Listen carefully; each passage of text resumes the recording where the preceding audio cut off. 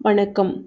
நாம் இன்று UGC net பாடத்திட்டத்தில் அழகு நாளில் இடம்பெற்ற பாபநாசம் சிவன் பற்றி சில தகவல்களை பார்ப்போம். பாபநாசம் சிவனின் இயற்பெயர் ராமையா. இவர் தஞ்சாவூர் மாவட்டத்தில் உள்ள உமையாள்புரத்தில் 1890 செப்டம்பர் 26ஆம் தேதி பிறந்தார். தமிழ் தியாகையர் என்று ரசிகர்களால் அன்போடு அழைக்கப்படுகிறார்.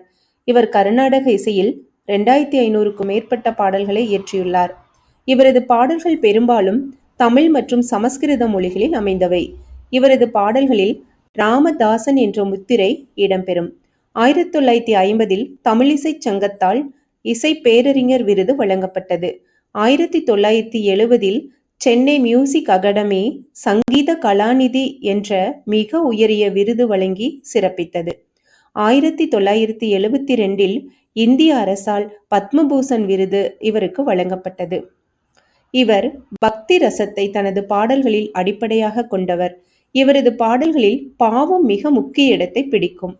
அருணாச்சல கவிராயர், கோபாலகிருஷ்ண பாரதியார் ஆகியோருக்கு பிறகு தமிழ் கீர்த்தனைகளை உலகறியச் செய்த பெருமை பாபநாசம் சிவனுக்கு உண்டு. தொடர்ந்து பாடலாசிரியராகவும் இசையமைப்பாளராகவும் இருந்த சிவன் நடிகராகவும் தனது திறமையை வெளிப்படுத்தியுள்ளார்.